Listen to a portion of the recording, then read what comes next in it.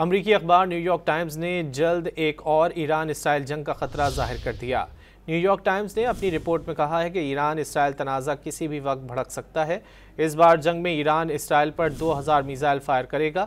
Report में माहिरीन ने इंकशाफ किया है कि तेहरान अब भी अफजूदा यूरेनियम की काफ़ी मिकदार बरकरार रखता है।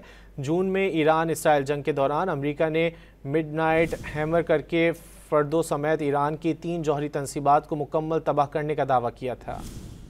अमरीकी अखबार न्यूयॉर्क टाइम्स ने जल्द एक और ईरान इसराइल जंग का खतरा जाहिर कर दिया।